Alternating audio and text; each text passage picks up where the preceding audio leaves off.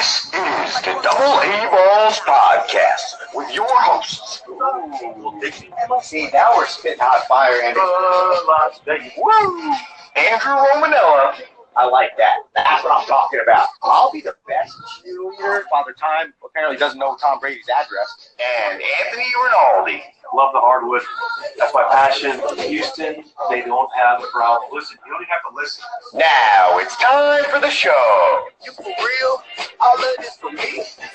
Yes, indeed. Yes, indeed. This is the Double A Balls Podcast Friday Morning DAAB episode number 6 coming your way. I'm your host, Andrew Romanella, and on the phone with me, joining me again, I missed you during the midweek, is Anthony Rinaldi. Andrew, how are you, buddy? Before we get going here, we're obviously going to remind you to follow us on social media, Instagram and Twitter. Social media blitz. Double A Balls on both, DAABpodcast.com, powerarmperformance.com for your apparel, as well as iTunes, Podbean, and Apple Podcasts. We have a great Friday morning DAAB for you. Andrew is on the road. I am sitting outside, Anthony, in what is actually beautiful Long Island for what feels like the first time I've ever said that in my life. And I'm not going to lie, I'm kind of enjoying this remote location. You're not sitting on the LIE in traffic? Well, I'll tell you what, we spent the whole day yesterday sitting in traffic. Besides the one baseball game we played in the conference tournament yesterday, the rest of my day was spent in traffic, whether I was driving 5 miles or whether I was driving 45 miles. Somehow it took an hour and a half. It's just Long Island. That's Long Island. You're right. You nailed it. Well, there are more important topics to get to besides my schedule in traffic. So I have not gotten a chance to talk to you about this, and I know you're going to be strong and very opinionated. The New York Knicks hired David Fizdale as their head coach. Now, there were a lot of names thrown into the hat. It felt like it was a 45-man search for the new head coach of the New York Knicks.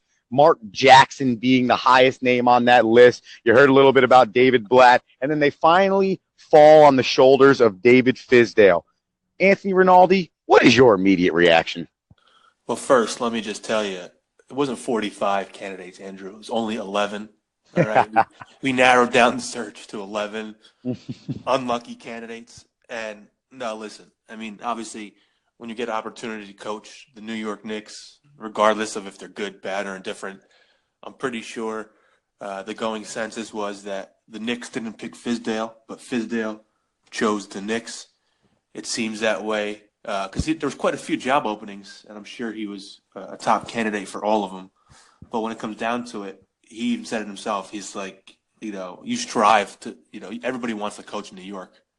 And I know everyone says it's the mecca of basketball. I mean, it hasn't been the mecca of basketball, I think, since 1970. But somehow we've come this far. I mean, just looking from 2005, Andrew, which is what, 13 years ago? Yep. Knicks have had 8 coaches. It's insane. I mean, their track record is brutal. The team is brutal. Ownership is brutal. There can't be stability there when you have that many leaders walking in and out of the door trying to instill their program, but really only getting 2 years to do it. And the problem is when you have these superstar athletes, people don't realize how important consistency is. I mean, think about it. To your point about the evolving door of head coaches for the New York Knicks, Kristaps Porzingis is now going to play for his 3rd head coach in his 3 years in the league. I mean, if you're Kristaps, I get it. There's a lot you can knock on his game. There's a lot of things that he should be trying to do more. He needs to stay healthy. I understand all of those arguments, but at the end of the day, Tom Brady isn't Tom Brady without Bill Belichick. How can you expect Kristaps Porzingis to be anybody if he has a completely new program, offensive and defensive system, and leadership every single year? Looking at the rundown here, Larry Brown, 1 year. Isaiah Thomas, 2 years. Mike D'Antoni, 4 years. Hey, watch out now.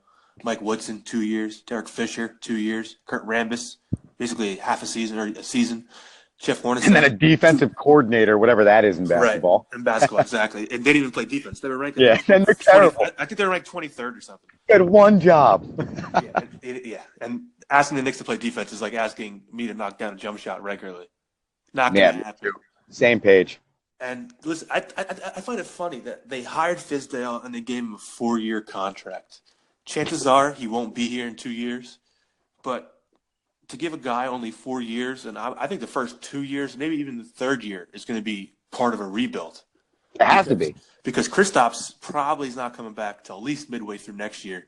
And depending on how the year goes, you might not even play him next year. Yeah, exactly. Keep him on the mend. Make sure he's 100% full unicorn before you bring him back, because he is the only chip that New York has when it comes to talent.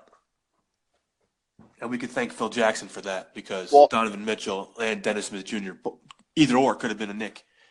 And I think that's the other part of the rebuild, to your point about it being 3 years, Anthony, is what draft picks do you have? Because in the NBA, you and I know it's more important in any sport to have a top 5 pick, because when talent beyond the 5th pick starts to be drafted, it starts to be a lot more question marks than generally the first 5 in the draft. Now, you can make the argument Donovan Mitchell was drafted by Utah in the teens. I understand that. You're going to find those players, Draymond Green, Klay Thompson.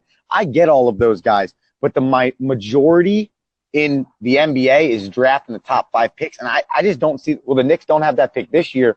And I could just see them living in that 8 to 10 pick range for the next 2 or 3 years, because they're not going to be terrible, Anthony. They're not going to be the absolute worst team in the league. Yeah, they're not going to be great. We all know that. But I just don't – there's going to have to be some smart moves made in the front office via free agency and maybe some trades, developing Tim Hardaway Jr., continuing to develop and get healthy Kristaps Porzingis, and see what you have in-house. Frank Ntilikina is probably not a starting point guard. Maybe he becomes a starting 2 in the league. He's more likely going to be the point guard on your second unit. I see him developing into like a Ricky Rubio 8 years down the road, something along those lines. You kind of like the kid from the G League that came up, the point guard. The returns on him seem to be like he could be a piece, but is he a starter? So I think those are the things you look for in the rebuild for the Knicks, more so than the draft, because, and you can tell me if I'm wrong, Ant, but I just don't feel like they're going to be that high in the draft in the next 2 or 3 years. I believe we have the 9th, or we're trending right now, because obviously you get to pick out of a friggin' giant ball of rolling ping pong balls to see where you land. But I believe right now we're kind of huddled in the 8th or 9th slot, just depending on worst record wise. But you know what? I know we're going to be horrible. I believe, as I hate to say this, but it may be beneficial for the future, but I believe we're going to be probably one of the worst teams in the NBA. If KP doesn't come back next year, they have nobody. They literally have no cap space, because they signed guys like Joakim Noah to a 4-year contract. Even your boy, what's his name? Tim Hardaway Jr. is making ungodly money for even his talent. So I think he could be good enough. It's just that no matter how good he becomes, he won't be good enough to be worth that money. No, he'll never live up to his contract. And he came here, I think 2 years ago, 3 years, actually 3 or 4 years ago, under his rookie contract. I was actually excited because his father used to destroy the Knicks on the Heat. So I said, all right. I said, we got Hardaway. He's got a good bloodline. He played well for the Knicks, but then he went off to Atlanta, and I was like, all right, whatever. Let Atlanta deal with him. He's a pretty good shooter. He can get to the hole. I said, but he's not. He's not going to be. He'll be a good NBA player, but he's not going to be a superstar. Yeah, I look at him like Nick Young for the Golden State Warriors right now. Another version of that. Yeah, Swaggy P. A little Swaggy P action. Yeah, man.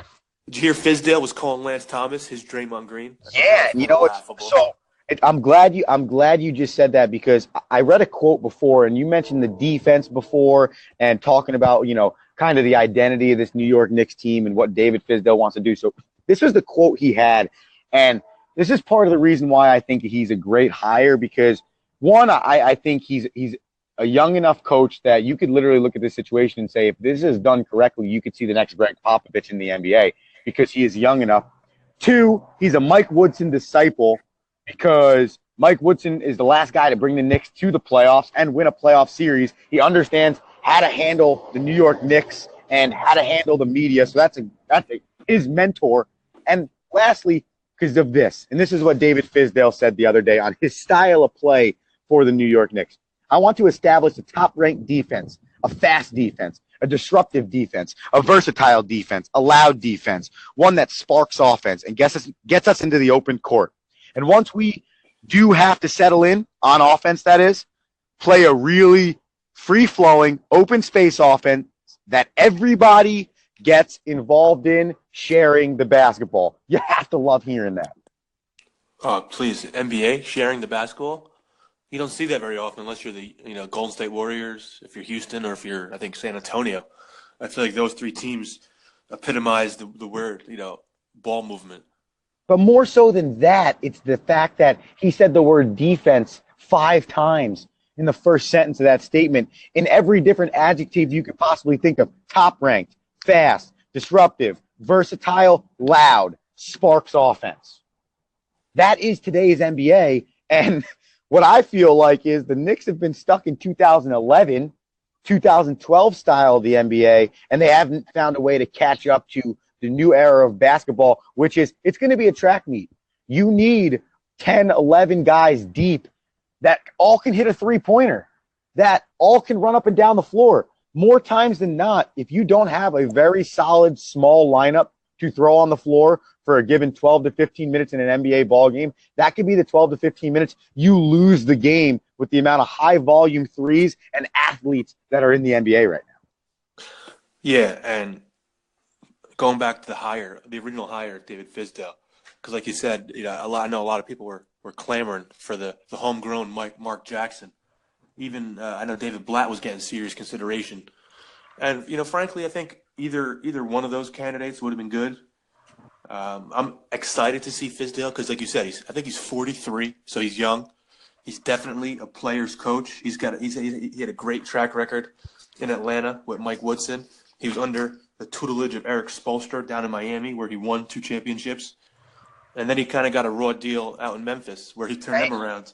And it really into a 43-39 squad. Yeah, and messed up that they fired him after 7-12, and because supposedly Mark Gasol and him didn't really see eye to eye. Either way, I agree with you, Anthony. I thought he did a fantastic job in Memphis. And I don't think Knicks did this just because he's friendly with LeBron, but obviously he's the prize free agent piece, and the fact that at least one of the people that we have in our front office at least has a relationship with the guy, because he's been on the record as saying that Madison Square Garden is his favorite arena to play in, but he never play here because of the ownership and/or Phil Jackson being here. Well, thank God he's gone. But quickly, LeBron, I'm going to paraphrase a quote that he did after Fizdale got fired back in Memphis. He goes, "I know what he stands for, and he don't stand for no. Maybe that was it, but because he ain't going to kiss no one's ass, he got fired." So you could tell LeBron was a little peeved when Fizdale lost his job, and he believes, because he's actually a no-nonsense coach, and that most players don't kind of like that mentality and are going to shy away from that, you can see why the Memphis Grizzlies chose to go with their superstar Gasol over their young coach in Fizdale. Aren't those comments and what happened to David Fizdale this year during his firing part of the reasons why so many people believe LeBron might think about coming to the Knicks this offseason? Andrew, from your lips to God's ears, brother, but we know he ain't coming to New York. He'll come to New York when he's like 39 and basically on his last leg. And I agree with that. Just for, what do you think, like a farewell tour? And exactly. Whenever he hangs it up or he's ready to hang it up, because back in my mind, I think he wants to play with his son. I think his son is 13 to 14 years old, and I think he really wants to be in the NBA when his son makes it there, so he can play with his son, kind of go Ken Griffey Senior Junior style in baseball there. Which that would be something to be beholden. A 39-year-old LeBron still playing the way he's playing now. And does it surprise you? Because it doesn't surprise me. The first time the minute you said that statement, I'm saying to myself, he's probably 100% right. I mean, he's 30. He's in his 15th season, and he's averaging almost a triple-double. Yeah. He played all 82 games. And going into the Celtics series at 33 years old, like you said, 15 years into the league, LeBron James' career playoff minutes, right? 9,582.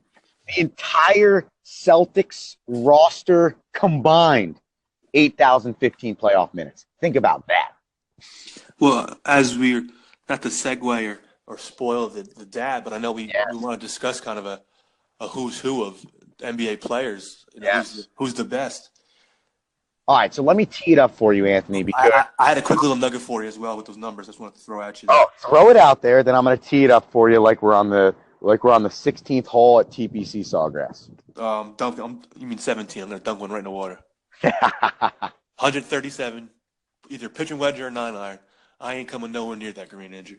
No, that's a good point. I might have to hit a driver just so that if I hit the water, I clear the green first. Exactly. Before I put it in the water. But quickly going back to the playoff comparison between LeBron and MJ, since those seem to be the two magical people in the NBA. Both played 15 seasons. LeBron has played 71 more regular season games and 49 more playoff games than Michael Jordan. Just let that sink in real quick. That's unbelievable to think about. But the one thing Michael Jordan has on LeBron James is Michael Jordan has played about 150 more baseball games at the professional level than LeBron James ever will. Listen, watch out.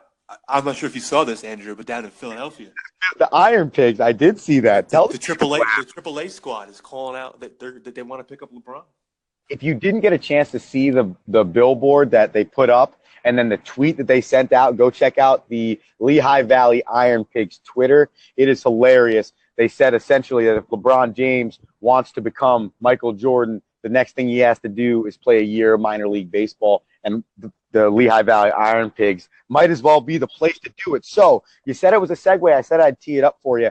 Anthony, when I was missing you in the midweek show because you were on assignment, bringing great quality information back to the show, as you always do, okay, I started a little bit of a debate on the fact that we can't keep getting mad at LeBron James for his greatness. He 1,000% deserves to be compared to Michael Jordan based off of everything he's done in his career, how much he's still doing in his career, and the fact that championships really can't be brought into the argument unless you are the type of person that believes championships are what rides the argument. So I ask you the question. I pretty much know where you're going to fall, but I just want you to give me your opinion on both sides of the debate because LeBron versus MJ is such a fun debate, and so many people are just so quick to go to MJ, and I agree. I still believe it is MJ. But at the end of the day, just sitting and watching LeBron James right now, looking at his numbers, learning all the things he's done in his career, to see how he's still getting better at 33 years old, 15 years in, it is so hard to argue against people saying LeBron James is the greatest player in the world. I grew up appreciating, no, scratch that, hating Michael Jordan. I mean, in my early 90s, it's just, they say, Patrick Ewing should have won a few rings, but he ran into the era of Michael Jordan. And I guess you could say the same thing about, the guys who are playing with LeBron now because he always seems to go to the finals. But that's an interesting comparison, LeBron and Michael, because I mean, when it comes down to it, they probably are 1 and 1A in the pantheon of basketball. You could throw in Jabbar, Wilt Chamberlain, Bill Russell. I mean, you could throw them all in there. I mean, if you're really going to debate who's the best, I mean, you're really just going to argue over numbers when it comes down to it. I never thought anybody would ever catch Michael because when I was growing up, I was young. I was maybe in my teens. So I didn't appreciate basketball for what it was worth, and I didn't understand the history of it like I do now. And let me tell you, I have a great appreciation for watching LeBron James play the game of basketball because he plays it right. He's a 6'8", athletic, fast freak of a big man that the NBA has really, honestly, it seems to be going in that direction of a player. But, I mean, there was nobody back in, I don't think, Jordan's era with the build that LeBron has and his skill level. I think that's what is crazy about the situation is LeBron James could legitimately play all 4 major sports and probably be successful. He'd probably be a number 1 draft pick in every sport. Right, 100%. That's hockey. Minus hockey. Let's be real here. Well, that's true. I mean, I would go as far as to say this though. If you put a pair of skates in his hand at 5 years old, I bet you he'd be Zdeno Chara in the NHL. He's like Zdeno Chara with muscles. 100%. So, and you're 100% right. And that's why it's so hard to compare generations. But my brother made a good point, and I waited to bring it up to you on the show. My brother said the difference between LeBron and Michael is that Scottie Pippen never left Michael. LeBron struggles because he has never had a consistent supported player. It's always only been LeBron. That is why, if you look at the Golden State Warriors, they are so dominant right now and most likely the favorite because you look at how many great players they have staying together, wanting to play together. You look at Michael, you look at the core of Scottie Pippen, always with him throughout the best parts of his career. You look at LeBron James, and he couldn't even hold on to Kyrie Irving, and it seems like it's been a revolving door of quote-unquote sidekicks, which also included Shaq at the end of his career. I mean, yeah, I have to agree with that. Both guys were playing with Hall of Famers on their side. LeBron, obviously, you could tell back in 2007, the team he's doing it with now, these guys aren't, your perennial powerhouses. But if you look at it, I mean, he did go to Miami with Wade, Ray Allen, and Chris Bosh. Those are all 3 Hall of Famers. He won 2 championships in Miami. He obviously won the one in Cleveland. I think at this point, it's just for him to compile championships to be in the same as an air quote conversation. Think about this, though, to your point about the Miami Heat. He went to Miami for 4 years to be with Bosh and Dwayne Wade and won 2 championships, right? Yep. Those were like we said, those were Dwayne Wade or Chris Bosh, whatever way you want to put it, was his Scottie Pippen and Dennis Rodman, let's say. Correct. Okay? Yep. That's for LeBron James. But how long did Dennis Rodman, Scottie Pippen, and Michael Jordan, more specifically Scottie Pippen and Michael Jordan, play together? All 6 championships. All 6, yeah. Right. So the point is does the narrative change for LeBron compared to Michael? Because LeBron is actually the definition of having to do it by himself compared to Michael Jordan, who, yes, without Michael Jordan, you don't win any of those championships. He is the catalyst to those championships. But if you do pull Scottie Pippen away, do the Bulls only win 3 championships, maybe instead of 6? Therefore, changing the legacy of Michael Jordan. Michael Jordan changed his legacy when he decided to go play baseball. But that's a good point, too. You're right. You come back as number 45. What was 45. That? Yeah. Ask the Chicago White Sox how his baseball career ended. No. It's obviously – batting average. Yeah. This is a great debate because obviously these guys will never play in a game against each other. They'll never be in the same – they're 2 different eras of basketball. I would want to see LeBron James drive the lane against Charles Oakley and rest in peace, Anthony Mason. And take a clothesline to the neck and not get a foul call and see how much he complains. 100%. Because he does happen to complain on every time he goes to the hole. He always bitching for a foul call. And it seems like the NBA, this era of basketball is every little contact gets the whistle. That's a big knock on him. It was back in the day when you're playing, the Jordan rules. You literally could hand check. You could punch a guy in the face. You could throw an elbow at there, and you're not getting a foul call unless blood hit the floor. Hardcore basketball. But I actually have a different. I think we should almost categorize James and Jordan and put them in 2 different categories, because I have 4 guys. I call them game changers, and that's head of my class is obviously LeBron James. There's Magic Johnson, Shaquille O'Neal, and Wilt Chamberlain. Those 4 dudes dramatically change the game of basketball. Very true. And then I have basically like score/killer mentality. And that's your Jordans, that's your Kobe, that's like your Jerry West, your Isaiah Thomas, your Steph Curry's. That's that kind of player. Because I feel like LeBron and Michael are completely different types of players. Oh, 100%. Like Michael wouldn't go he'd bring the ball up if he had to, but that wasn't his role. Michael Jordan was your killer. He was your scorer. Michael Jordan was, give me the ball, I'm open. And you'd be like, dude, you're double covered. He'd be like, I don't care, I'm open, give me the ball. Whereas you see LeBron James passing the ball off to Ray Allen in the corner, and he buries that 3. If Ray Allen never makes that 3, LeBron James is 2-9 in the playoffs. I mean, in the championships. So I agree. 2-6, you mean? I agree with that. Isn't he 3 for 8? Or 3 for 7? Sorry. What is it? Whatever his record is, he's got 3 of them. He's been to 8 total or 9 total. I think it's 8 total. I think this will be the 9th one if he wins. This will be the 9th one. Well, I guess that automatically means you believe that they're going to go ahead and beat the Celtics. But Andrew, my bananas rest on number 23 shoulders. I got 4 games from the C's to hopefully get me my bananas back in check, because I'm starting to get a little nervous. But to finish the conversation, because as they say in the business, we are up against the clock here on our Friday morning DAAB. But you're right about categorizing those guys, because every era of any sport, but specifically basketball, I feel like was so ridiculously different. The way it's called, the way it's played, the physicality of the game, the importance of a three-pointer, never having a three-point line back in the day.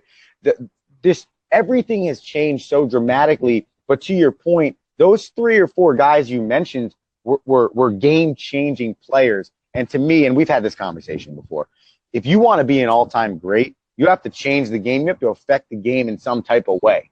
If you want to be a superstar in my mind, you have to make me think about specific times that you were literally the greatest player in this game, and there was no question about it, even if it was for 1 year, because a superstar doesn't become a superstar by being the greatest, the top 15 player in the league. He's a top 3 player in the league almost every single year, and when he's not, he's still a top 5, top 10 player in the league, but you know how much he's affecting his team. That, to me, and that all comes with changing the game. Like, I think when it's all said and done, and I think we're going to look back and say Steph Curry was a legendary player, because even though the three-pointer and the volume of three-pointers shot and made and attempted in the NBA had started to go up prior to Steph Curry becoming a member of the Golden State Warriors and being drafted, at the end of the day, Steph Curry has legitimately changed the game of basketball and legitimately changed the way 7, 8, 9-year-old kids want to grow up playing the game of basketball.